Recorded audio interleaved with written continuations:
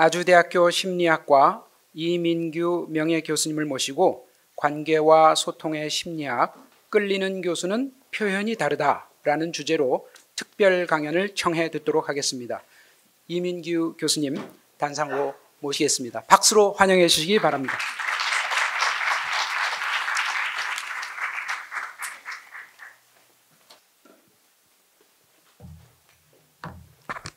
반갑습니다.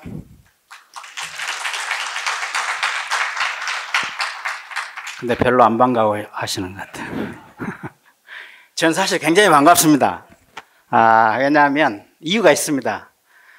제가 가장 아끼고 좋아하는 후배가 우리 한림대학에 재직하고 있습니다. 그리고 또 하나는 저 지난해인데요. 제가 춘천에서 1년 동안 춘천살이를 했습니다.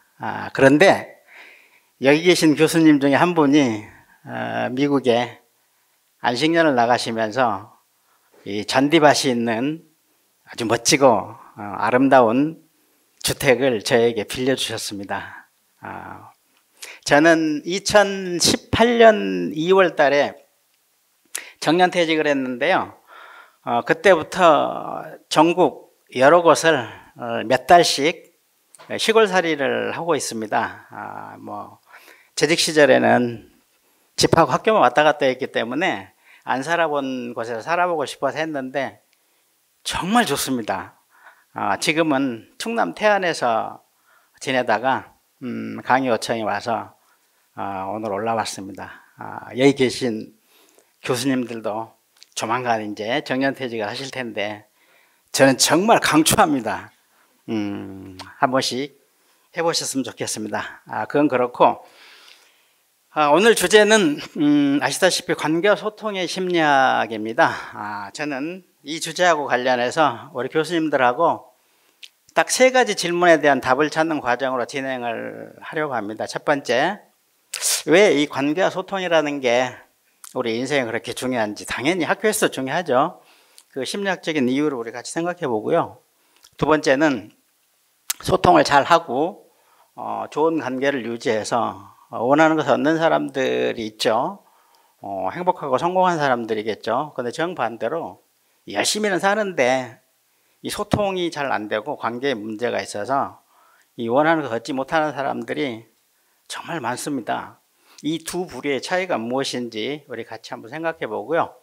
마지막으로는 어떻게 하면 우리가 소통도 잘 하고 좋은 관계를 유지하면서 행복하고 성공적인 삶을 살아갈 수 있을 것인지 그 노하우나 팁에 대해서 실천 방법에 대해서 정리를 해보겠습니다. 첫 번째 질문부터 보죠. 이 관계와 소통이라는 게 왜 그렇게 중요할까요? 이유는 딱 한 가지죠. 이것이 바로 인생의 행불행을 결정하고요. 비즈니스의 성패를 결정하기 때문입니다. 이 가벼운 우울증에서부터 시작해서 심각한 정신분열증, 요즘은 이제 정신분열증이라는 말 대신 조현병이라고 하는데요.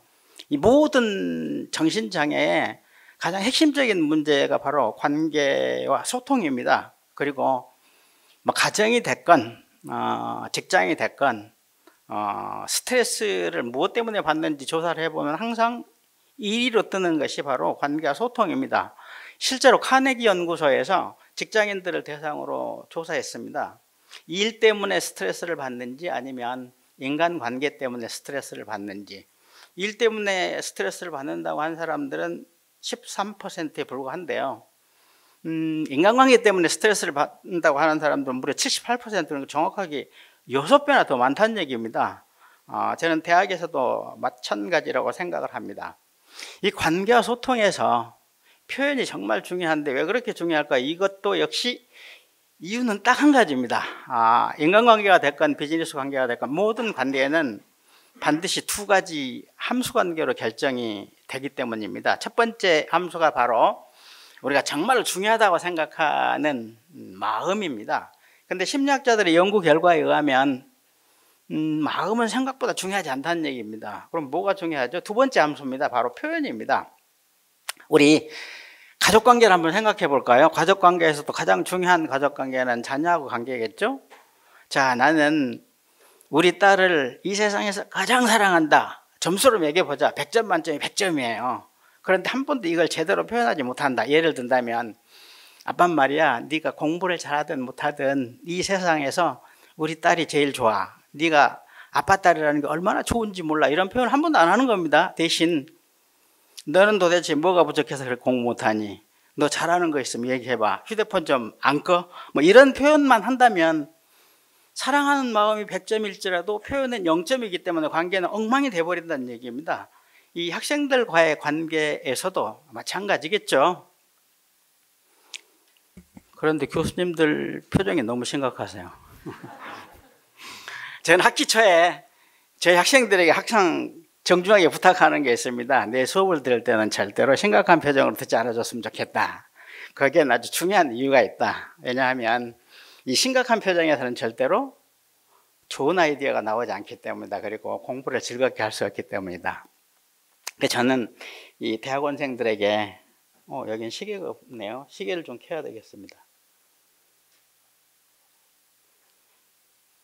대학원생들에게도 혼자 논문을 읽을 때도 이를 악물고 심각한 표정으로 읽지 말아줬으면 좋겠다. 반쯤 미소를 지으면서 읽어봐. 그럼 우리는 말이야 논문에게 이런 메시지를 전달하는 거거든. 첫 번째, 논문아 반가워. 난 네가 좋아. 우리는 한편이야. 그럼 당연히 논문도 우리한테 그렇게 화답을 하겠지. 자, 누가 더 논문을 오래 읽을 수 있을까? 그리고 그 논문으로 누가 더 성공 가능성이 높을까? 물어볼 필요가 없겠죠. 실제로요, 우리가 어떤 표정을 짓고 일을 하느냐에 따라서 일에 대한 태도가 완전히 달라지죠. 인간의 감정이라는 게 아리스토텔레스 때부터 뭐가 결정한다고 생각했을까요? 이 대뇌가 결정한다고 생각했죠. 이걸 심리학에서는 정서의 중추설이라고 합니다. 그런데 이 윌리엄 제임스 같은 심리학자들이 여러 가지 실험을 해서 내린 결론이 이 표정과 같은 말초기관에서 변화가 일어나면 대뇌의 감정이 따라서 변한다. 이걸 정서의 말초설이라고 하죠. 이런 실험들입니다.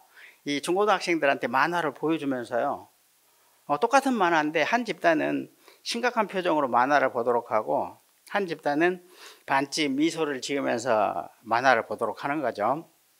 그 나중에 만화를 다 보고 난 다음에 그게 얼마나 재밌었는지, 그리고 그걸 통해서 얼마나 많은 걸 배웠는지 이런 거 물어보면 똑같은 만화인데도 완전히 다릅니다. 그러니까 미소를 지은 집단들이 훨씬 그 만화를 재밌다고 평가해요. 그러니까 오늘 제 강의를 1시간 동안 열심히 들었는데 도대체 재미도 없고 뭐 배운 것도 없는 것 같다 그러면 그건 제 강의 내용 때문일까요? 아니면 우리 교수님들의 표정 때문일까요? 강의 내용 중요합니다. 그런데 똑같은 강의를 듣고요, 오늘 강의 끝나고 난 다음에 강의 평가해 보세요. 천차만별이에요. 뭐 때문일까요? 표정이 정말 중요해요. 그리고 더 중요한 건 사실 우리 교수님들의 표정이 어떤가에 따라서 이 강의실 분위기가 달라지기 때문이죠. 그래서 오늘은 1시간 동안 좀 반쯤 미소를 지으면서 같이 진행을 해봤으면 좋겠습니다. 우리 조금 더 깊이 들어가 보죠. 이 교수님들은 어땠는지 몰라도 저는 아이들 학교 보내다 보니까 초등학교 때까지는 잘 모르겠는데 중학교, 고등학교 올라가면서 아이들이 학교 가기 싫어하더라고요. 공부할 내용이 많아지니까 그러겠죠. 그런데 어느 날은 아이들이 시간표를 보면서 이런 얘기를 할 때가 있죠. 와, 이 선생님 수업이 첫 시간에 들어있구나. 빨리 가자. 좋아하는 선생님이겠죠. 정반대로 어떤 날은 정말 짜증나. 이 선생님 수업이 첫 시간에 있다고 싫어하는 선생님이겠죠. 근데 두 선생님이 동시에 숙제를 냈다 그러면 아이들은 어느 쪽 숙제를 먼저 할까요? 네, 정신적 문제가 없는 한 당연히 아이들은 좋아하는 선생님 숙제를 먼저 하겠죠. 댁에서 심부름 시켜보십시오. 우리 엄마 입만 열었다 하면 옳은 말만 따발총처럼 해야 된다. 정말 짜증난다. 근데 그 엄마가 콜라 한 병만 사다 줄래? 그럴 때 하고요. 우리 아빠 내가 말도 안 되는 소리를 해도 맞장구도 잘 쳐주고 정말 장난도 잘 치고 내가 좋아하는 아빠예요. 근데 그 아빠가 사이다 한 병만 사올래? 그럴 때 아이들이 그 방바닥에서 엉덩이를 떼는 리액션 타임 어느 쪽이 빠를까요? 네, 물어볼 필요 없겠죠. 회사에서도 마찬가지겠죠. 김 부장님 아침에 맨 처음 만난다. 참 기분이 좋다. 좋아하는 상사겠죠?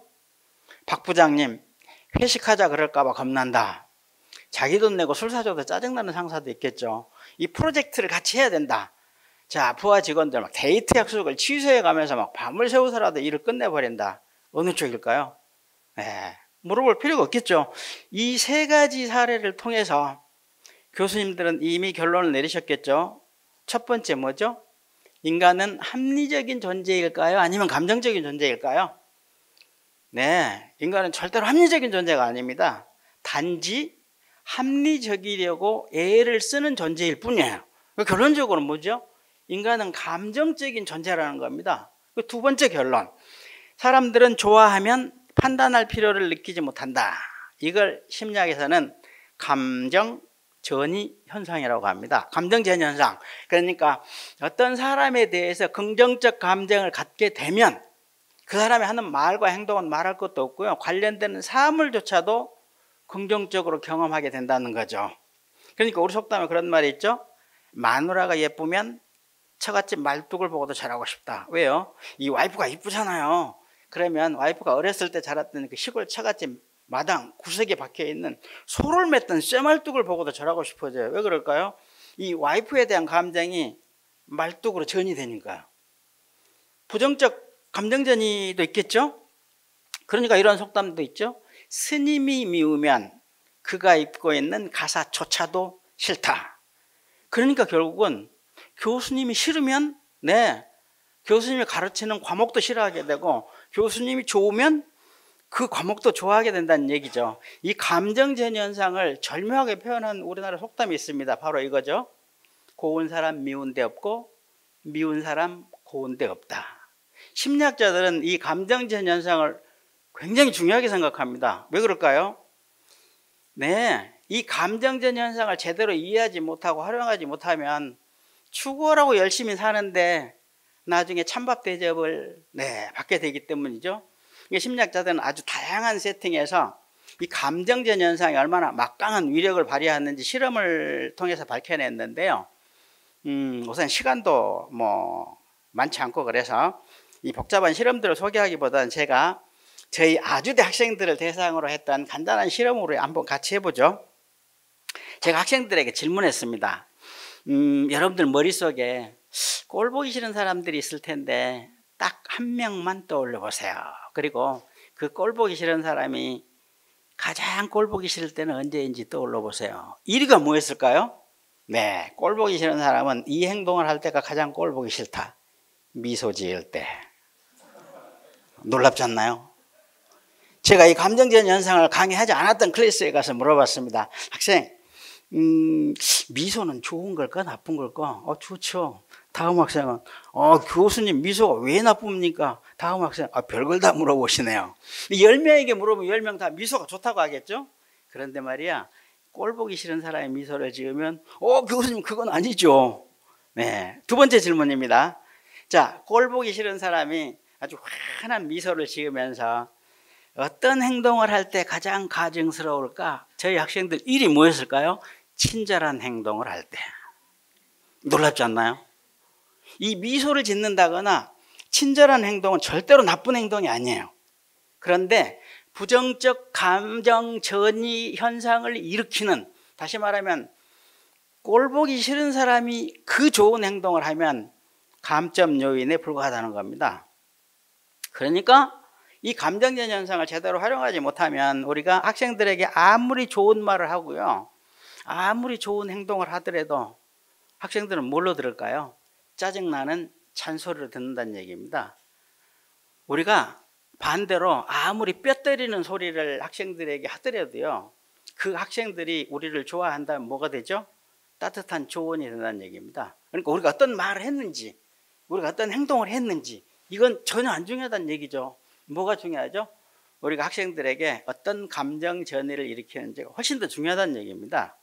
그러니까 자식들은 어떤 부모들하고 살고 싶어 할까요? 자수성가한 부모? 아니에요. 유산을 많이 남겨준 부모? 이건 절대로 아니에요. 왜냐? 유산을 많이 받으면요, 심리적 부채감 때문에 오히려 같이 있는 게 굉장히 불편해져요. 그러니까 유산을 많이 남겨주시면 안 되겠죠. 어떤 부모하고 같이 살고 싶어 하죠? 정말 심플하죠. 좋아하는 부모예요. 네. 그럼 직원들은 어떤 상사하고 일하고 싶어 하죠? 아이디어가 많은 상사, 일 잘하는 상사? 아니에요. 그냥 좋아하는 상사예요. 그럼 학생들은 어떤 교사하고 같이 공부하고 싶어 해요? 네. 스카이 대학을 나온 교수? 아니에요. 논문을 많이 쓴 교수? 아니에요. 어떤 교수죠? 정말 심플하지 않나요? 내가 좋아하는 교수예요. 네. 그러니까 존경받고 따르는 부모, 상사, 교수가 되려면 네. 어떻게 해야 된다? 긍정적 감정 전이 현상의 위력을 우리가 제대로 이해하고 활용할 수 있어야 된다는 얘기입니다. 뉴욕 대학의 베스트 티처, 오늘 베스트 티처 상도 받으시고 그러던데, 베스트 티처 연구소가 있거든요. 여기에 이제 켄 베인이라는 소장이 도대체 베스트 티처 상을 받은 교수들은 어떤 특성을 가지고 있을까 궁금했습니다. 그래서 이 베스트 티처를 설명할 수 있는 예언 변인들을 모조리 집어넣고 방정식 돌린 거죠. 심지어는 이런 거요. 성격, 헤어스타일, 복장, 학생들을 어떻게 부르는지 이런 것까지 다 집어넣었어요. 그런데 이게 다 적절한 예언 변이 아니었어요. 왜냐하면 베스트 티처 중에는 굉장히 내향적인 교수도 있고 굉장히 외향적인 교수도 있고 헤어스타일도 히피 스타일의 교수도 있고 아주 단정한 교수도 있고 복장도 맨 청바지에다가 티셔츠만 입고 다니는 교수도 있고 항상 정장을 입고 다니는 교수도 있고. 근데 이 연구 결과는 정말로 허무할 정도로 심플했어요. 네, 가장 중요한 게 물론 이제 뭐 강의 잘하고 연구 실적 좋고 이것도 포함되지만 가장 중요한 예언 변인이 뭐였을까요? 베스트 티처들의 공통점, 학생들을 좋아한다. 월스트 티처들, 그러니까 최악의 교수들은 어떤 공통점을 가지고 있을까요? 네, 학생들을 싫어하고 학생들을 만나면 면박을 주고 무시하더라는 겁니다.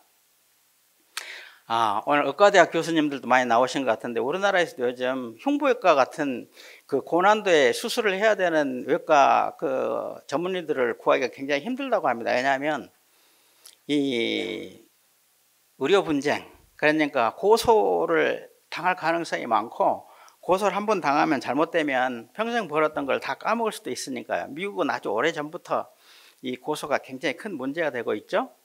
그래서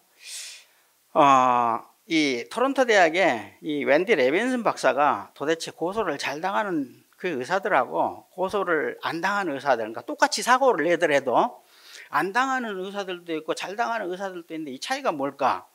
이 환자들 면담한 녹화 테이프를 분석한 겁니다.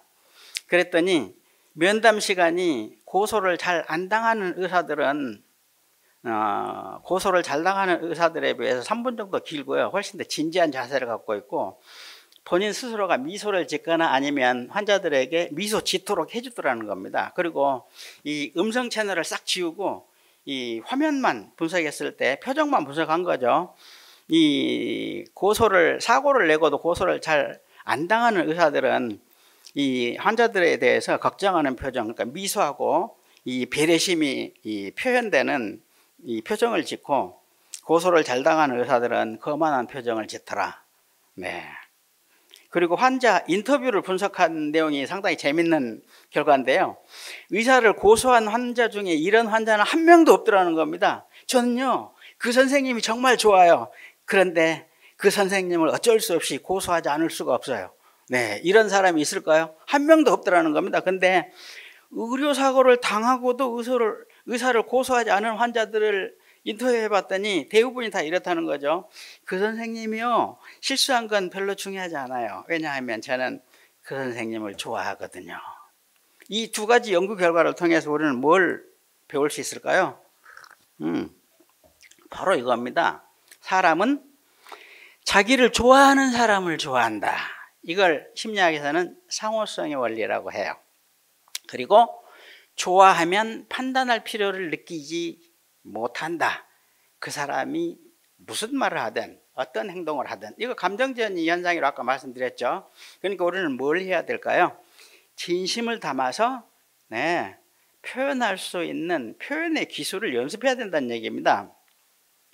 우리 교수님들의 자녀들 또는 학생들은 어떤 꿈을 가졌으면 좋을까요? 뭐 일일이 확인할 필요도 없겠죠. 왜냐하면 어떤 분야에 가서 일을 하든지 간에 그 분야의 최고의 위치까지 올라갔으면 좋을 테니까요. 몇 년 전에 우리나라 삼성경제연구소에서 우리나라 최고 경영자 527명을 대상으로 조사했습니다. 여러분들이 이 대한민국을 이끌어가고 있는데, 자, 훌륭한 최고 경영자가 되기 위해서 가장 중요한 자질은 무엇일까요? 네, 1위가 뭐였을까요? 인터퍼스널 인텔리전스, 대인관계 지능입니다. 이 대인관계 지능 뭐죠? 네, 감정 전이 현상을 제대로 이해하고 활용할 수 있는 능력입니다. 근데 이게 거창한 데서 차이가 나오는 것이 아니라요, 아주 사소한 일들, 예를 든다면 0.5초도 안 걸려서 내보는 시선과 표정, 네, 선택하는 어휘, 그리고 밥 먹을 때 별 생각 없이 툭 던지는 말 한마디, 아이들이 얘기할 때 말이 안 되는 얘기라도 잘 듣고 있다가 맞장구를 한번 치는지 안 치는지, 이런 작은 일들에 의해서 대인관계 지능이 결정된다는 얘기입니다. 사실 세상의 모든 위대한 성취는 아주 작은 시작점들을 갖고 있죠. 이 책 표지에 나와 있는 이분은 조 지라드라는 사람인데, 이분은 이 자동차를 가장 잘 팔아서 자동차 판매의 왕, 그러니까 기네스북에 연속해서 12년 동안이나 기록된 사람입니다. 근데 이 사람의 기록을 아직도 한 명도 깬 사람이 없어요. 이 전무후무한 기록을 가지고 있는 조 지라드에게 기자가 질문했습니다. 당신이 자동차를 세상에서 가장 잘 판다는데 고객들을 가장 잘 설득한다는 얘기인데요, 비결이 있다면 그건 뭘까요? 물어보니까 조 지라드, 저 비결할 건 특별히 없고요, 저는 항상 이걸 명심합니다. 근데 그게 뭔데요? 뭐라고 대답했을까요? 바로 이겁니다. 고객들은 자기가 좋아하는 세일즈맨에게 자동차를 산다, 가격만 공정하다면. 이거 뭐죠? 감정 전이 현상이죠. 학생들은 자기가 좋아하는 선생님하고 공부하고 싶어하고, 자식들은 자기가 좋아하는 부모하고 같이 살고 싶어하고, 직원들은 자기가 좋아하는 상사하고 같이 일하고 싶어하니까 당연히 고객들은 자기가 좋아하는 세일즈맨에게 자동차를 살 것이다. 네. 기자가 다시 질문했습니다. 그럴듯하네요. 그런데 중요한 건 고객들이 우리를 좋아하도록 만드는 거, 이거는 쉬운 것 같지 않은데요. 우리 교수님들 어때요? 교수님, 전요 제 고객을 쟤를 좋아하도록 만드는 거 정말 식은죽 먹기입니다. 여러분들에게 가장 중요한 고객은 누굴까요? 결혼하셨다면 배우자겠죠? 네, 두 번째 중요한 고객 자식들이겠죠? 세 번째 중요한 고객 학생들이겠죠? 전요 제 학생들이 저를 좋아하도록 만드는 게 정말 식은죽 먹기입니다.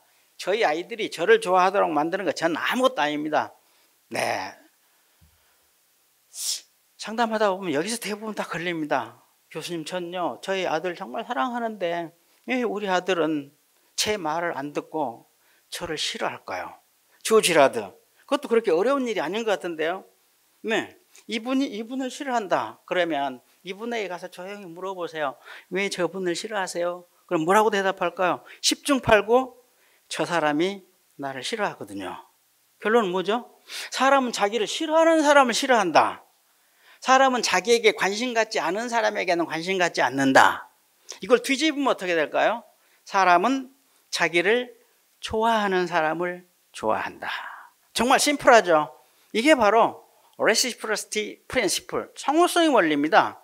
네, 저는요 제 고객들을 진심으로 좋아합니다. 그리고 아주 다양한 레파토리로 고객들에게 좋아한다는 메시지를 진심을 담아서 전달합니다. 어떤 식으로요? 조 지라드 이렇게 얘기했습니다. 0.5초도 안 걸려서 내보내는 시선, 표정, 말할 때 말 한마디, 그리고 계약이 끝나고 난 다음에도 가끔씩 전화 한 통씩 하는 것. 자동차 세일즈맨들요 자동차 팔면 전화 안 합니다. 근데 저는 2년 3년이 지나도 고객들에게 전화하거든요. 혹시 그때 그 차 잘 굴러갑니까? 문제 있으면 꼭 저한테 전화 주세요. 불편하지 않도록 도와드리겠습니다. 그러면 고객들은 야, 저 세일즈맨은 나를 좋아하는구나. 그래서 저에게 차를 삽니다. 그리고요 고객들이 중요한 날 친필 카드를 씁니다. 뭐라고 쓰는데요? 조 지라드 뭐라고 대답했을까요? 이렇게 쓰죠. I like you, 조 지라드. 그럼 답장이 옵니다. 뭐라고 하는데요? 차 살게요. 말이 되나요? 근데 이거 심리학적으로 정말로 말이 돼요. 한번 여러분들이 눈을 감고 가슴에 딱 손을 얹고 스스로 질문해 보세요. 내가 죽을 때까지 듣고 또 들어도 물리지 않는 말 한마디가 있다. 그리고 더 듣고 싶다. 이건 뭘까요? 이건 종족 불문이에요. 연령 불문이에요. 성 불문이에요. 모든 사람들이 가장 듣고 싶어하는 말은 뭐죠? 진심이 담긴 이 말이에요. 나는 당신이 좋아요. 네, 그렇지 않나요? 혹시 학생들이 교수님, 전 교수님이 정말 좋아요. 그러면 왜 짜증나게 좋아한다 그래? 뭐 이런 교수님 계실까요? 아빠, 나는 아빠 아들이라는 거 정말 좋아. I love you. 그러면 너 어디 아프니? 이런 부모님 계실까요? 없어요. 사람들이 가장 듣고 싶어하는 말이에요. 가장 좋아하는 말이에요. 이런 메시지를 우리는 얼마나 많이 우리 고객들에게, 사랑하는 배우자에게, 자녀에게, 학생들에게 전달하는지 생각해 봐야 되겠죠. 저는 그래서 이 세상을 움직이는 가장 막강한 자연 법칙을 상호성의 원리라고 합니다. 사람들은 자기를 좋아하는 사람을 좋아해요. 네, 한번 실험해 보세요. 오늘 강의 끝나고 쉬는 시간에 여러분들 자녀에게 문자 보내는 겁니다. 아무개야, 아빠가 말이야 그동안 표현을 못했는데 나는 네가 아빠 들으는 거 얼마나 좋은지 몰라. I love you. 그러면 이런 단문자 받을 수 있을까요? 죄송합니다 아빠, 저는 아니거든요. 여러분들 배우자한테 한번 보내보세요. 여보, 나 당신하고 결혼한 거 참 잘한 것 같아. 난 당신이 좋아. 왜 그래 짜증나게 쓸데없는 소리 하지 마. 이런 단문자 받을 수 있을까요? 학생들한테 한번 실험해 보세요. 아무개야, 내가 말이야 자네 얼마나 기대 많이 하고 있는지 알지? 그럼 이런 단문자 받을 수 있을까요? 교수님, 전요 교수님 1도 기대 안 하거든요. 이거 불가능해요. 왜냐? 사람들은 자기가 받았던 메시지와 정반대의 메시지를 되돌려 주려면 굉장히 복잡한 프로세스를 거쳐야 돼요. 그러니까 우리는 아주 자동적으로, 반사적으로 우리가 받았던 메시지를 되돌려줘요. 네. 그러니까 달라이 라마가 그렇게 얘기했죠. 그대의 과거가 알고 싶은가? 그렇다면 지금 현재의 처지를 잘 살펴봐라. 우리의 처지 한번 살펴볼까요? 정말 죽으라고 공부 열심히 해가지고 교수까지 됐어. 그런데 집에 가면 와이프도 별로 안 좋아하는 것 같아. 그 저녁 시간 되면 애들이 슬슬 피해. 학교 나가면 아이들이 나한테 인사도 잘 안 해. 그럼 이건 100%라는 얘기죠. 뭐가요? 내가 이전에 그들에게 좋아한다는 메시지를 제대로 전달하지 않았다. 내가 얼마나 그들을 좋아했는지는 안 중요해요. 아까 말씀드렸죠? 표현이 중요해요. 달라이 라마 또 그렇게도 얘기했죠. 그대의 미래가 알고 싶은가? 그렇다면 지금 하고 있는 행동을 면밀히 관찰하라. 우리 교수님들의 미래 10년, 20년, 30년이 지난 다음에 우리들의 미래는 어떻게 될까요? 지금 우리나라 통계입니다. 여기 계신 교수님들의 20%는 반드시예요. 의무적으로 치매병원에 입원해야 돼요. 다들 나는 아니겠지 그러면서 옆에 선생님을 생각하실 텐데 우리 사실 누가 치매병원에 입원할지 몰라요. 그러니까 미리 한번 입원해 볼까요? 병원에 딱 입원하잖아요. 자식들이 면회 와도 얼굴도 못 알아보고 말도 못 알아듣고 막 침을 뱉으면서 욕을 할 수도 있겠죠. 그럴 때 우리 아이들이 어떤 반응을 보일까 궁금하시지 않나요? 아빠가 나한테 아무리 침 뱉어도 나는 우리 아빠가 이 세상에서 제일 좋아, 이런 반응을 보일까? 아니면 우리 아빠가 나를 이제 못 알아보는구나, 이번 추석 때부터는 면회 안 가도 되겠다, 이런 반응을 보일까 궁금하지 않나요? 달라이 라마 뭐라고 했죠? 네, 지금 하고 있는 행동을 면밀히 관찰하라. 얘가 엉망인 성적표를 받아왔어요. 이때 우리가 0.5초도 안 걸려서 내보내는 시선과 표정과 선택하는 의의가 바로 그걸 결정할 것이다. 정년 얼마나 남으셨나요? 정년 딱 하고 난 다음에 학생들이 나한테 찾아올까 안 올까, 전화를 할까 안 할까, 이거 궁금하지 않나요? 네, 지금 궁금하면 달라이 라마 그렇게 얘기했죠. 네, 지금 내가 학생들한테 어떻게 하고 있는지를 잘 살펴봐라. 그러니까 벤자민 프랭클린도 그런 얘기를 했죠. 사랑받고 싶은가? 그렇다면 먼저 사랑하라. 그리고 어떻게 하라고요? 사랑스러운 사람이 되어라. 이거 살짝 바꿔볼까요? 학생들이 내 말을 잘 잘 듣게 하고 싶은가? 그렇다면 어떻게 바꿀 수 있죠? 먼저 학생들의 얘기를 잘 들어줘라. 그리고 학생들이 말을 잘 듣고 싶은 그런 교수가 되어라. 어떠세요? 상호성의 원리 정말 무시무시하지 않나요? 네. 그러니까 누군가를 바꾸고 싶다면, 변화시키고 싶다면 사실 교육이라는 건 뭐죠? 딱 한 가지로 요약하자면 학생들을 변화시키는 거예요. 긍정적인 방향으로. 이건 70, 80 세대가 됐건 MZ 세대가 되었건 사람을 바꾸는 가장 효과적인 방법은 저는 이거라고 생각합니다. 뭐요? 그 사람을 진심으로 좋아하면 돼요. 왜? 아까 말씀드렸죠. 사람 자기를 좋아하는 사람을 좋아해요. 그리고 좋아하면 판단할 필요를 느끼지 못하니까. 그러니까 우리는 뭘 해야 된다? 진심을 담아서 표현할 수 있는 연습을 해야 된다는 겁니다. 근데 의외로요, 상담하다 보면 이런 데 관심 갖고 계신 분이 없어요.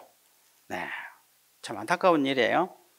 이분 사토 토미오라는 일본 사람인데요, 인물사진 대가입니다. 근데 이분은 원래 의과대학 나와가지고 의학 박사예요. 의사예요. 근데 66세 때 사진 공부를 처음 시작해요. 지금은 이 분야의 대가가 된 거예요. 책도 많이 썼어요. 우리나라에서 이분의 책도 번역됐거든요. 기자가 물어봤습니다. 선생님, 인물 사진을 잘 찍으려면 가장 중요한 기술은 무엇일까요? 사토 토미오 뭐라고 대답했을까요? 그 어떤 기술보다 촬영자가 피사체를 좋아해야만 합니다. 촬영자가 피사체를 좋아하지 않으면 그 무미건조한 감정이 그대로 사진에 전달됩니다. 카메라의 렌즈는 정말 정직합니다. 네, 정말 명언이죠. 네, 우리가 어디서 누구와 무슨 일 하건 간에 행복하고 성공하려면 저는 반드시 두 가지 전제 조건을 충족시켜야 된다고 생각합니다. 첫 번째 뭐죠? 내가 하는 일을 좋아해야 돼요. 두 번째는 뭐죠? 거기서 만나는 땡땡을 좋아해야 돼요. 그거 뭐죠? 사람을 좋아해야 돼요. 사람. 근데 우리 아닌 경우들 주변에 제법 있죠. 네.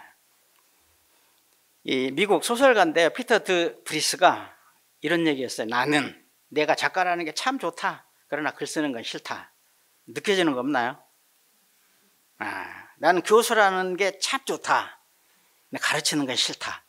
그 더 싫은 건 학생들을 만나는 건 더 싫다. 카톡 금지, 전화 금지, 이런 금지령을 내리는 교수님들도 가끔 있더라고요. 저도 오래전에는 그랬어요. 그런데 정말 그러면 안 되겠더라고요. 그래서 아주 오랫동안 학생들하고 카톡으로, 전화로, 이메일로 언제든지 저는 개방했습니다. 정말 잘한 일이라고 저는 생각합니다.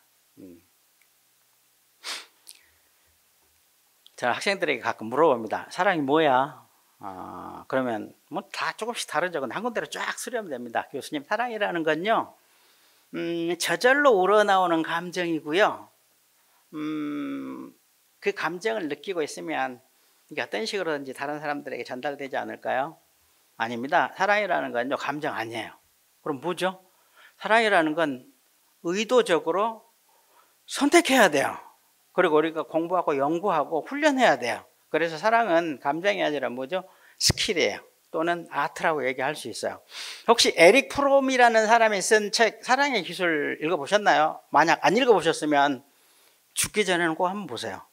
이거 100페이지 정도밖에 안 되는 작은 책인데 이 책에 정말 오묘한 여러 가지 교훈들이 들어가 있습니다. 가장 중요한 핵심은 사랑이라는 건 저절로 우러나는 감정이 아니다. 이게 연인 간의 사랑이 됐건 부모 자식 간의 사랑이 됐건, 심지어는 자기 자신에 대한 사랑까지도 사랑은 의도적으로 선택하고 공부하고 연구하고 훈련하고 연습해야 되는 아트예요. 그래서 이 책의 원 제목은 아트 오브 러빙이에요. 근데 우리나라에서는 그냥 사랑의 기술로 번역됐는데, 어쨌거나 혹시 이 영화 보셨나요? 영화 바벨. 저는 이 영화 보면서 정말 무릎을 쳤습니다. 이야, 이런 명언이 바로 이 대목입니다. 난 잘못한 게 없어. 단지 땡땡땡땡 뿐이야. 이거 뭐죠? 멍청했을 뿐이야. 약간 고상하게 어휘를 바꾸면 어떻게 될까요? 난 잘못한 게 없어. 단지 지혜롭지 못했을 뿐이야. 지혜롭지 못했다. 무슨 의미죠? 제대로 표현하는 방법을 알지 못했을 뿐이야. 이 부모들을 상담하다 보면요, 잘못한 부모는 세상에 한 명도 없어요. 어떤 부모만 있을까요? 멍청한 부모, 다시 말하면 제대로 표현하는 걸 공부하지 못한 부모만 있을 뿐이에요. 교수님들도 마찬가지인 것 같아요. 정말 열심히 학생들을 가르치는데 퇴직하고 난 다음에 저 주변에서 퇴직한 교수들 많거든요. 학생들 한 명도 연락 안 하는 교수들이 있어요. 꽤 많아요. 네, 정말 열심히 가르쳤는데 정말 안타깝죠. 우리나라 대학생들을 대상으로 조사한 겁니다. 644명, 어버이날 그것도. 부모님에게 가장 하기 힘든 말 1위가 뭐였을까요? 사랑합니다예요. 놀랍지 않나요? 이 세상에서 가장 자기를 사랑해주는 부모들에 대해서 사랑합니다라는 표현을 가장 하기가 힘들다는 얘기예요. 이거 대학생들의 문제일까요? 저는 아니라고 생각합니다. 이 부모님들이 표현을 안 하기 때문에 자녀들이 이런 표현을 하는 것이 너무 어색하다는 얘기죠. 교수님들 스승의 날 5월 15일 날 또는 나중에 퇴직하시고 난 다음에 교수님 사랑합니다, 사랑했어요, 뭐 이런 메시지, 이런 카드, 편지 얼마나 받으셨어요? 만약에 못 받으셨다면 우리가 뭐 했기 때문에 이전에 학생들에게 그런 표현을 제대로 하지 않았기 때문이라는 얘기죠. 이건 제가 학생들에게 받은 편지나 카드를 저는 모아두고 있는데 어느 날 저희 딸이 이걸 보더니 아빠 학생들은 왜 다 사랑한다고 하는 거야? 존경하고 사랑합니다, 교수님 사랑해요, 건강하시고 사랑합니다, 진심으로 사랑합니다. 네, 교수님을 사랑하는 안무게 뭐. 그거 간단하지. 뭔데? 얘기했습니다. 아빠 말이야, 그냥 학생들한테 사랑한다고 해. 내가 자네들 얼마나 사랑하는지 알지? 알아? 몰라? 뭐 이런 식으로 얘기하기 때문에 학생들이 이렇게 보내는 거야. 너무 자연스러운 거야. 근데 우리 딸은 그러더라고요. 너무 부자연스러워. 나는 한 번도 해본 적이 없어. 저는 자연스럽거든요. 교수님들은 어떠세요? 전 정말 그래서 표현해야 된다고 생각해요. 지금 정년퇴직한 지 전 7년이거든요. 지금도 학생들이 자주 찾아와요. 메일도 보내고 가끔 전화도 하고. 그냥 별일 아니에요. 교수님 그냥 해봤어요. 어떻게 지내세요? 뭐 이런 내용들이에요. 평생 이 표현을 연습하지 않으면 어떤 문제가 발생할까요? 죽어라고 평생 동안 가족들을 위해서, 학생들을 위해서 했었는데 우리가 나중에 찬밥 대접을 받는다는 얘기입니다. 우리나라 아버지들, 여기 아버지들 많이 계시네요. 퇴직 후에 받는 스트레스 중 1위가 뭘까요? 가족 관계의 스트레스예요. 그 중에서 1위가 뭐죠? 자식들과의 관계에서 받는 스트레스예요. 뭐 때문에 그럴까요? 이 아버지들이 자식들에 대한 사랑을 표현하는 방법을 연습하지 않았기 때문에. 무연고 고독사라고 아세요? 이 보건복지부에서 매년 발표되는 건데요. 우리나라는 지금 다 아시다시피 여자들이 한 7, 8년 오래 살잖아요. 이 무연고 고독사, 길거리에서 죽거나 그냥 독방에서 혼자 죽는 거죠. 근데 가족이 있는데도 시체를 안 찾아가면 이거 다 무연고 고독사 통계에 포함돼요. 그러면 여자들이 더 오래 살기 때문에 무연고 고독사는 남자들이 많을까요? 여자들이 많을까요? 여자들이 훨씬 많아야 돼요. 그런데 정반대예요. 여자들보다 남자들이 무려 8.9배나 많아요. 9배나 많다는 얘기입니다. 왜요? 이유가 딱 한 가지예요. 엄마들에 비해서 아빠들이 사랑을 표현하는 방법을 모른다는 겁니다. 연습을 하지 않았다는 얘기예요. 그러니까 결론은 뭐죠? 표현되지 않은 사랑은 사랑이 아니라는 얘기죠. 우리가 아무리 학생들에게 선의를 베풀려고 하더라도 이게 제대로 표현되지 않는다면 그거는 선의가 아니라는 얘기입니다. 두 번째 질문, 이제 간단하게 넘어가야 될 것 같아요. 시간이 많지 않아 가지고. 뭐가 다를까요? 작은 차이가 있죠. 가장 중요한 건 바로 이겁니다. 문제의 원인과 해결책을 찾는 로커스, 방향이 달라요. 만약 자식들 중에 담임선생님하고 사이가 안 좋은 아이가 있었다, 어렸을 때. 근데 그 아이가 집에 와서 이렇게 얘기하는 아이 있을까요? 아빠, 제가 요즘 담임선생님하고 사이가 안 좋은 것 같은데요, 가만히 생각해 보니까 다 제 문제예요. 이걸 어떻게 해결해야 될까? 이런 아이 있을까요? 한 명도 없어요. 다 누구 때문이죠? 다 담임선생님 때문이에요. 네. 동료 교수들 중에 이런 분 계시나요? 김 교수, 우리 제자들이, 내 학생들이 내 말을 잘 안 들어. 내가 가만히 생각해 보니까 다 내 성격 탓인 것 같아. 김 교수가 생각했을 때 나의 성격 어떤 점을 고쳐야 될 것 같아? 이런 교수 있을까요? 없겠죠. 다 누구 탓이죠? 학생들 탓이에요. 부부 상담을 하다 보면 이런 남편 좀 만났으면 좋겠어요. 교수님, 저희 부부 문제가 뭔지 아세요? 대화가 안 된다는 점이에요. 근데요, 왜 대화가 안 될까 가만 생각해 보니까 꼭 제가 와이프 얘기할 때 중간에 말을 잘라요. 이 고질적인 제 문제를 어떻게 해결해야 될까? 이런 남자 있을까요? 한 명도 없어요. 다 물론 시작은 비슷하죠. 교수님, 우리 부부의 문제가 뭔지 아세요? 대화가 안 된다는 점. 여기까지는 똑같아요. 완전히 갈라져. 저 여자요, 저 아니면 아무하고도 못 살아요. 근데 저는 지금 5년 동안 같이 살고 있는데 정말 미쳐버리겠습니다. 저 여자를 어떻게 해야 될까요? 부부 사이가 안 좋은 사람들 보세요. 공통점이 있어요. 네, 결혼 생활을 불행하게 만들 수밖에 없는 완벽한 기술을 가지고 있어요. 그 완벽한 기술이 뭘까요? 문제가 생기면 즉각 상대방에서 문제 원인을 찾아요. 그리고 상대방을 뜯어 고치려고 하는 비효과적인 방법을 반복해요. 점점점 사이가 나빠지는 거죠. 일본의 하마구치 다카노리라고 유명한 사정학 전문가가 있는데 이 사람이 하는 얘기 잘 들어보십시오. 교수들하고 어떻게 관련시킬 수 있는지. 훌륭한 사장이라는 건 눈이 올 때조차도 내 탓이라고 말할 수 있어야 된다. 말이 되나요? 이 자연재해인데 근데 정말 말이 돼요. 보세요. 직원이 나가 사고를 쳤다. 평범한 사장, 문제 원인 누구한테 있죠? 네, 직원한테 있는 거죠. 해결책은 뭐죠? 해고해버리면 돼요. 훌륭한 사장은 다르다는 얘기죠. 뭐죠? 자, 내가 왜 신입사원 선발할 때 인성을 제대로 평가하지 않고 이 스펙만 보고 뽑았을까? 이건 내 문제야. 그러니까 어떻게 해야 되죠? 다음부터는 인성을 제대로 파악해야 되겠구나. 그러니까 요지는 문제가 생겼을 때 이 소통을 잘하는 사람들, 좋은 관계를 유지하는 사람들은 문제 원인을 먼저 나한테서 찾아본다는 얘기예요. 이걸 심리학에서는 인터널 어트리뷰션, 내부 기인이라고 해요. 그런데 왜 사람들은 내부 기인을 안 하게 될까요? 심리학적인 이유가 있습니다. 첫 번째, 마음이 괴로워요. 두 번째, 책임을 져야 돼요. 세 번째는 변화에 따른 고통을 감수해야 돼요. 그러니까 죄책감도 안 느끼고 책임도 지지 않고 실컷 상황을 탓하고 남을 비난하면서 투덜거리려면 어떻게 해야 되죠? 네, 남 탓을 해야 되죠. 근데 이건 함정이에요. 왜? 다른 사람한테 문제 원인이 있다고 생각하면 우리가 할 수 있는 일이 아무것도 없다는 얘기야. 무력감에 빠진다는 얘기예요. 반복되면. 네. 그러니까 우리가 마음이 괴롭더라도 자기 자신에게서 문제 원인을 찾아내는 연습을 해야 돼요. 항상. 학생들하고 문제가 있을 때 학생들이 내 말 안 된다. 예를 들면 뭐 리포트를 늦게 낸다거나 숙제를 해오라 그러는데 안 해온다거나 무단결석을 결석을 한다거나 그럴 때 대부분 다 학생들 문제죠. 왜냐하면 나는 다 충분히 지켜야 될 규칙을 알려주기도 하고 왜 그게 필요한지도 교육시켰으니까. 그러나 문제 원인을 내부에서 찾지 않으면 절대로 변화시킬 수가 없다는 얘기입니다.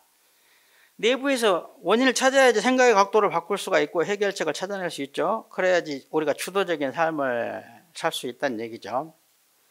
자, 이 책 혹시 보셨나요? 교사와 학생 사이, Teacher and Child라는 책 번역한 내용인데요. 저는 이 책의 프롤로그 이 내용을 보면서 정말 망치로 머리를 한 대 얻어맞은 것처럼 충격을 받았는데 우리 한림대 교수님들도 충격을 좀 받으셨으면 좋겠는데 어떨지 모르겠네요. 그대로 한번 읽어볼게요. 나는, 이게 핵심입니다. 무시무시한 결론에 도달했다. 교실의 분위기를 결정적으로 좌우한 요인은 바로 교사인 나다. 나 한 사람의 태도에 따라 교실의 기후가 달라진다. 교실의 날씨를 결정하는 요인은 그날그날의 내 기분이다. 이걸 살짝 대학으로 끌어와 보죠. 교실을 강의실로, 교사를 교수로 바꿔보죠. 강의실의 분위기를 결정적으로 좌우한 요인은 바로 교수인 나다. 학생들이 떠들면 그건 학생 탓입니까? 아니면 내 탓입니까? 네, 하임 기너트는 내 탓이라고 얘기했어요. 나 한 사람의 태도에 따라 강의실의 기후가 달라진다. 강의실의 날씨를 결정하는 요인은 그날그날의 내 기분이다. 교수인 나의 손 안에는 어마어마한 힘이 쥐어져 있다. 이것도 핵심 포인트예요. 나한테 지금 어마어마한 힘이 쥐어져 있다는 얘기입니다. 학생들의 삶을 비참하게 만들 수도 있고 즐거움에 넘치게 할 수도 있는 힘이다. 나는 고문 도구가 될 수도 있고 영혼의 힘을 불어넣는 악기가 될 수도 있다. 네. 학생들에게 창피를 줄 수도 있고 어려울 수도 있고 마음에 상처를 줄 수도 있고 상처를 치유해 줄 수도 있다. 상황이 어떻든 내가 어떻게 대응하느냐에 따라 위기가 고조되기도 하고 완화되기도 하고 학생들이 인간다워지게 될 수도 있고 인간다워지지 못하게 될 수도 있다. 어떠세요? 이거는 교수 학생 사이뿐만 아니라요. 남편과 아내 사이, 네, 시어머니와 며느리 사이 다 해당돼요. 네. 근데 대부분의 이런 상황에서 사람들은 이 결정적으로 좌우하는 요인은 누구한테 있다고 생각하죠? 당신만 고치면 돼. 너네들만 태도를 바꾸면 돼. 교수님만 바꾸면 된다고 이런 생각을 하는 거죠. 그러니까 관계 문제가 해결되지 않는다는 얘기죠. 저는 이 하임 기너트의 이 서문을 읽으면서요 정말 부끄러웠어요. 한 여자의 남편으로서 그리고 두 아이의 아버지로서 그리고 수많은 학생들의 교수로서 전혀 마음의 준비가 안 돼 있는 상태에서 내가 이런 생활을 해오고 있었구나. 자, 학생들이 마감 시간 내에 리포트를 안 낸다. 그리고 시간을 지켜서 내라고 독촉을 했는데도 안 낸다. 자, 그러면 우리는 누구 탓이라고 생각할까요? 학생 탓이죠. 왜냐? 다른 학생들은 다 내는데 얘만 안 냈기 때문에 얘의 문제야. 그런데 한번 생각해 보세요. 나한테 어마어마한 힘이 있어요. 그 힘을 발휘해 보세요. 제가 해본 건 이런 거였어요. 학생을 그냥 연구실로 부르는 겁니다. 그리고 얘기해 줬어요.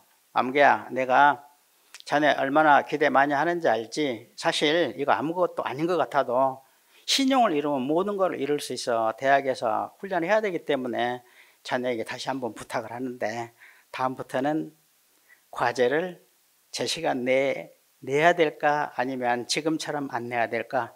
대부분의 학생들은요, 교수님, 전요 뉴턴의 운동 제1법칙, 관생의 법칙에 따라서 앞으로도 계속 안 낼 거예요. 이런 학생 없어요. 교수님 죄송합니다. 다음부터는 제 시간에 낼게요. 어마어마한 힘이 사실은 나한테 있어요. 그런데 그동안 제가 학생 탓만 하고 있었던 거죠. 정말 부끄러운 일 한 가지. 대학원생 중에 논문 데이터를 조작해가지고 논문 발표를 하는 학생이 있었어요. 그게 눈에 띄었어요. 불러가지고 저는 상담 심리학자이기도 하고 임상 심리학자이기도 하니까 당연히 제가 호통을 치거나 화를 내거나 그러진 않았어요. 그러나 연구 윤리를 가르쳐 줘야 된다는 차원에서 이게 얼마나 잘못됐는지 조목조목 따져가지고 그 학생에게 훈계를 하고 보냈어요. 그래가지고 한 학기 늦춰가지고 다음 학기에 제대로 실험을 해서 졸업을 했는데요. 요지는 저는 굉장히 그 학생을 젠틀하게 잘 대했다고 생각했는데 그 학생이 졸업하고 한 번도 연락을 안 하는 겁니다. 그리고 임상심리학을 전공했는데 이 분야의 일도 안 하고 완전 엉뚱한 일을 하고 있어요. 그러니까 제가 연락을 했는데 이런저런 핑계를 대면서 저를 안 만나요. 가만히 생각해 봤어요. 왜 그랬을까? 네, 답이 나왔어요. 너무너무 부끄러웠던 거예요. 수치스러웠던 거예요. 그러니까 그 학생은 그 사건이 일종의 트라우마예요. 그러니까 저 이름도 생각하고 싶지 않았을 거라고 생각해요. 지금도 부끄러워요. 만약에 저한테 어마어마한 힘이 있다는 걸 인정하고 그 학생을 불러서 얘기할 때 만약에 이렇게 했다고 생각해 보십시오. 저도 실제로 그랬거든요. 석사과정에서 실험을 여러 번 했는데 계속 결과가 안 나와가지고 이 데이터 5개만 살짝 고쳐버리면 별이 분명히 뜰 수 있는데 이 유혹을 굉장히 많이 받았거든요. 그 학생에게 나도 사실 대학원 다닐 때 그런 적이 있어. 그런데 이러이러한 생각 때문에 그걸 참고 이렇게 하니까 교수도 되고 자네도 만나고 그런 거야. 그러니까 자네도 충분히 그럴 수 있어. 그러니까 이걸로 말이야, 부끄러운 생각을 하면 안 돼. 앞으로 자네가 이 생각을 극복해내야지 후배들도 지도하고 더 좋은 심리학자가 될 수 있을까. 만약에 이런 얘기를 했더라면 그 학생은 저를 만나는 걸 거부했을까요? 아니면 더 찾아오고 더 좋은 심리학자가 됐을까요? 저는 후자였을 거라고 생각해요. 너무 안타까워요. 참 후회스럽기도 하고. 우리 교수님들도 이런 비슷한 일들을 겪을 때 이 하임 기너트의 이 얘기를 떠올려 주셨으면 좋겠습니다. 결론은요, 자기 자신이 결정적인 요인이라고 생각을 해야지 우리는 문제를 극복할 수 있다는 얘기입니다. 그러니까 불경에 그런 말이 있죠. 알고 지은 죄가 100가지라면 모르고 지은 죄는 1000가지, 10,000가지가 된다. 이거 살짝 바꾸면요, 내 문제가 아니라고 그러니까 내 문제라고 내가 인정을 하면서 잘못한 것이 100가지라면 내 문제라고 인정하지도 않고 내 문제인 줄도 모르고 네, 잘못한 일은 1000가지 10,000가지가 될 수도 있다는 얘기죠. 이제 사실 준비한 내용을 다 말씀드리기는 힘들 것 같고요. 시간상 마무리를 해야 될 것 같습니다. 이 사례 한번 볼까요? 네, 저는 학기 초에 저희 학생들에게 이 지각, 무단 결석 이런 거를 하면 안 된다고 굉장히 정중하게 부탁을 하고 강조하거든요. 여러 가지 자료를 제시하기도 하고. 왜냐하면 신용을 이루는 모든 것을 잃게 되는데 자네들이 어디서 누구와 무슨 일을 하건 간에 시간 약속이 굉장히 중요하다. 그래서 강조하기 때문에 제 클래스에는 정말 놀랄 정도로 지각생이 없습니다. 그런데 어떤 학생이 3일 동안 연속 무단 결석을 하는 겁니다. 그래서 당연히 불러야 되겠죠. 연구실에 불렀어요. 그래가지고 그 학생에게 자네 말이 학기 초에 내가 얼마나 이 무단 결석, 지각 조심해야 된다는 얘기 강조한 거 잘 알지. 근데 그럼에도 불구하고 자네가 말이야 지금 3번씩이나 무단 결석을 했다. 그럼 틀림없이 뭔가 사연이 있겠지? 그런데 아무리 사연이 있어도 그렇지 사람아 3번씩 무단 결석을 한다. 그건 아무나 할 수 없는 일이지. 그래서 말이야 난 자네 그 점을 높이 사가지고 이거 망고 주스인데 이거 비싼 거야. 한 병을 통째로 줄 테니까 이거 가져가서 마시고 앞으로 계속 무단 결석할 거지? 저희 학생이 뭐라고 대답했을까요? 네, 감사합니다. 계속 하겠습니다. 그랬을까요? 네. 자, 교수님 사연이 있겠지라고 이해해 주셔서 감사합니다. 지금 다음 강의 들어가야 되니까 일단 메일 드릴게요. 이거 보낸 겁니다. 선생님 어느 날 이거 아닌데? 이게 죄송합니다. 이게 자꾸 D로 눌렀더니 교수님 안녕하세요. 우선 죄송하다는 말씀을 먼저 드리고 싶습니다. 무엇보다도 사전에 아무 말씀도 드리지 않은 채 무단으로 결석한 점 진심으로 죄송하게 생각하고 있습니다. 특히 오늘 사연이 있겠지 하시면서 너그럽게 이해해 주셔서 제 자신의 태도를 더욱더 완성하게 되었습니다. 교수님의 귀한 가르침을 거울 삼아 다시는 이런 일이 없도록 노력할 것을 약속드립니다. 그리고 1교시 수업 있는 날은 무조건 20분 전에 강의실에 착석했을 것을 함께 약속드리고 싶습니다. 삶의 귀한 깨달음을 주셔서 정말 감사드립니다. 네, 감사합니다.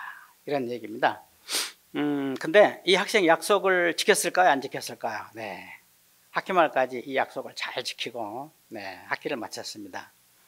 이 로카르의 교환 법칙이라고 아시나요? 그 현대 법의학의 창시자라고 하기도 하는데 이 로카르의 교환 법칙은 이겁니다. 접촉하는 두 물체는 반드시 서로 흔적을 교환한다. 그러니까 이 도둑놈이 내 방에 와서 테레비를 가져간다. 그럼 뭘 교환할까요? 테레비를 가져가는 대신 발자국을 남기기도 하고 머리털을 남기기도 한다는 얘기죠. 그러니까 모든 범죄 현장에는 반드시 증거가 남는다. 이게 로카르의 교환 법칙이에요. 이걸 인간관계를 살짝 끌어와서 우리가 대입해보면 바로 이겁니다. 우리가 어떤 학생을 면담하고 학생들을 내보내잖아요. 그럼 반드시 우리는 흔적을 교환해요. 학생들을 만나고 난 다음에 저는 스스로에게 이런 질문을 해봅니다. 나는 저 학생에게 오늘 어떤 흔적을 남겼을까? 그럼 어떤 변화가 일어날 수 있을까요? 네, 후회를 할 수 있는 일을 적게 만든다는 얘기죠. 훨씬 더 지혜로운 선택을 할 수도 있고요. 아무튼 이제 3번째 질문입니다. 어떻게 실천할까? 우리 10분 늦게 시작했으니까 40분에 끝내겠습니다. 자, 첫 번째, 멈추고 생각할 시간을 갖는다. 이 상담을 하다 보면 평생 동안 정말 열심히 살았는데 노후에 인생을 후회하는 사람들이 많습니다. 어느 날 거울 속에서 초라하게 늙은 노인 한 명을 만나는 거죠. 그리고 이것이 내 인생이란 말인가, 나 정말 열심히 살았는데. 그들의 공통점이 있습니다. 뭘까요? 그냥 열심히만 산 거예요. 생각해 볼 시간을 갖지 않았다는 얘기죠. 뭘 생각 안 해봤을까요? 미래요. 그러니까 우리 교수님들도 앞으로 몇 년 후가 나의 정년이지, 저는 이제 책상 위에다가 50세부터 15년이죠. 15년 그 칸을 만들어 가지고 매년 몇 년이 남았는지 볼 수 있게 책상에다 붙여놨었거든요. 앞으로 몇 년 남았는지 생각해보고 정년이 된 다음에 퇴임 후에 우리 학생들이 나를 어떻게 기억했으면 좋은가 이런 생각을 해봐야 된다고 저는 생각합니다. 어린 왕자 보셨죠? 어린 왕자 보면 그 우정에 대해서 여우하고 어린 왕자 대화하죠. 여우가 그런 얘기 하죠. 네가 만약에 오후 4시 온다면 나는 오후 3시부터 행복해지기 시작할 거야. 저는 이 어린 왕자에서 이 문장이 가장 아름다운 문장이라고 생각합니다. 저는 개인적으로. 자, 살짝 끌어와 가지고 연구실에 대학원생들한테 네, 밖에 나갔다 올 테니까 그리고 일단 4시에 들어갈게. 그럼 대학원생들의 반응은 어떻게 갈라질까요? 세 부류로 깔끔하게 정리가 되겠죠. 첫 번째 부류, 교수님은 그냥 퇴근하시지 뭐하러 다시 들어오시냐고. 슬프지만 이런 경우 많겠죠. 두 번째, 뭐 오신다고 뭐 오셔도 좋고 안 오셔도 좋고 슬프지만 역시 여기에 대부분 해당되겠죠. 근데 우리가 지향해야 될 방향은 어느 쪽일까요? 교수님 4시에 오신다고? 요즘 미세먼지도 많던데 모과차나 한 잔 준비해 놓을까? 만약 여러분들이 집에다 전화하는 거예요. 아빠 6시에 퇴근할게. 그럼 아이들 세 부류로 깔끔하게 정리되겠죠. 아니, 대학 교수들은 회식도 없나? 왜 꼭 집에 와서 저녁을 드시냐고. 정말 슬프죠. 두 번째 부류, 아빠가 6시에 오신다고? 뭐 오셔도 좋고 안 오셔도 좋고 대부분 여기에 해당되겠죠. 우리가 지향해야 할 방향은 어느 쪽일까요? 아빠가 6시에 오신다고? 그럼 친구한테 빨리 전화를 해야 되겠구나. 야, 미안해, 아빠가 6시에 오신대. 잠깐 얼굴만 보고 갈게. 네. 학생들, 여러분들의 자녀들, 배우자들, 어떤 의미의 존재일까요? 우리 자신은. 그래서 가끔 이런 질문을 해봐야 돼요. 미래를 떠올리면서 나는 어떤 교수로 기억되고 싶은가. 이건 피터 드러커 얘기입니다. 선생님은 어느 날 13살의 학생들을 한 명 한 명에게 너는 죽어서 어떤 사람으로 기억되고 싶으냐고 질문했다. 물론 아무도 대답하는 학생이 없었다. 잠시 후 선생님은 껄껄 웃으면서 말했다. 난 말이야 너희들이 대답할 수 있을 거라는 생각을 하지 않았다. 하지만 50세가 될 때까지도 이 질문에 답을 할 수 없다면 그 사람은 인생을 잘못 살았다고 봐야 될 거야. 우리 교수님들 50세 되셨나요? 네. 그 선생님은 현대 경영학의 아버지 피터 드러커죠. 김나지움에 다닐 때 그를 가르쳤던 필리글의 신부 얘기예요. 죽어서 어떤 사람으로 기억되고 싶은가, 이 질문을 통해 우리는 완전히 새로운 삶을 살 수 있다는 얘기죠. 네, 그래서 우리는 가끔 이 질문을 해봐야 됩니다. 저는 그래서 제 책상 위, 연구실 책상 위, 윌리엄 아서워드의 이 글을 붙여놨었습니다. 자, 평범한 스승은 말한다. 이 좋은 스승은 설명한다. 우수한 스승은 보여준다. 위대한 스승은 영감을 준다. 그리고 밑에다가 제가 이렇게 적었습니다. 그렇다면 나는 땡땡땡땡. 교수님들은 어느 쪽을 지향하고 싶을까요? 저는 네 번째를 지향하고 싶었어요. 그래서 어떻게 했을까? 영화를 보다가 TV를 보다가 영감을 줄 수 있는 스토리, 신문 기사, 또 소설, 또 논문, 명언 이런 자료들을 준비해 가지고 학생들에게 강의 준비할 때 우리 학생들에게 영감을 줄 수 있는 내용을 이렇게 넣어주면 좋겠다. 숙제를 부여할 때, 과제를 부여할 때도, 리포트를 작성하게 할 때도 영감을 부여할 수 있는 내용을 집어넣고, 또 가끔 너무 좋은 내용이면 전 제 학생들에게 단체 메일로 보내줍니다. 사실 이런 것들이 10년, 20년 쌓이다 보니까 이 자료들을 통해서 제가 30권 가까운 책을 쓰게 된 것 같아요. 물론 선생님들은 다 자기 스타일이 있겠지만 저는 이런 학생들에게 영감을 주고자 하는 생각들이 저에게도 굉장히 의미 있는 일이라고 생각을 해서 말씀을 드립니다. 자, 나는 어떤 교수로 기억되고 싶은가? 여기에 대한 답을 우리는 질문하면 찾아내겠죠. 왜냐하면 질문하는 자는 답을 피할 수 없으니까요. 그 답을 찾아냈다. 그러면 내가 원하는 그런 모습이 되기 위해서 나는 어떤 일을 지금 해야만 될까? 아주 작은 일들, 실천할 수 있는 작은 일들을 찾아내는 거죠. 언제 해야 될까요? 네, 내일, 모레, 언젠가 다 아닙니다. 오늘 당장 할 수 있는 정말 작은 일을 하나 찾아내는 거죠. 네, 그래서 이제 실천하는 거죠. 이때 우리가 유념해야 될 것 중에 한 가지가 제가 특히 요즘에 연습을 많이 하고 있는 내용인데 교수님들께도 소개해드리고 싶어서 가져왔습니다. 이 명심보감 개선편하고 노자 도덕경에 나오는 얘기인데요. 유승강 약승강의 원리입니다. 학생들을 지도하다 보면 학생들을 위해서 또 어떤 때는 내 감정을 통제하지 못해가지고 특히 잘못했을 때는 막 소리를 지른다거나 화를 낸다거나 막 너무 강하게 또 엄하게 꾸짖을 때가 저도 있었어요. 그런데 이 글을 보면서는 그렇게 하면 안 되겠구나 하는 생각이 들었습니다. 유승강 약승강 이거 뭐죠? 부드럽고 약한 것이 단단하고 강한 것을 이긴다는 얘기입니다. 법구경에도 비슷한 얘기가 있죠. 이 종이나 경세, 이 명상할 때 땡 치는 거죠. 경세를 고요히 치듯이 착한 마음으로 부드럽게 말하면 그 몸에는 시비가 없어.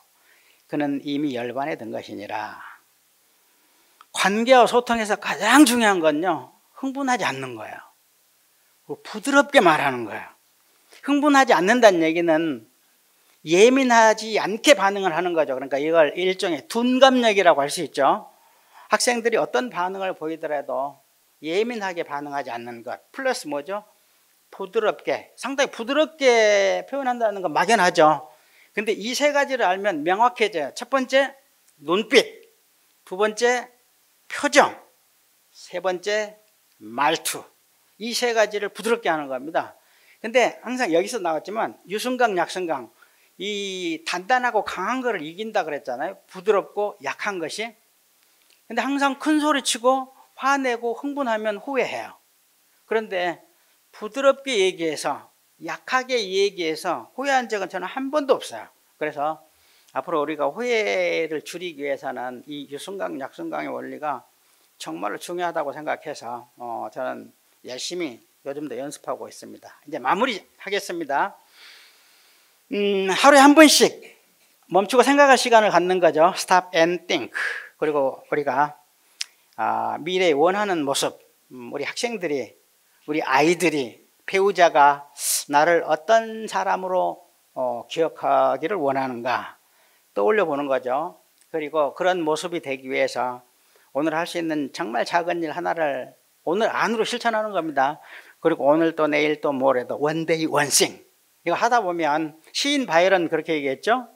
네, 오늘 아침에 일어나 봤더니 내가 완전히 유명해졌더라. 우리 모두는 바이런처럼 중얼거리겠죠. 어느 날 아침에 일어나 봤더니 내가 완전히 다른 사람이 되었구나. 와, 내가 이런 의미 있는 일을 할 수 있다니.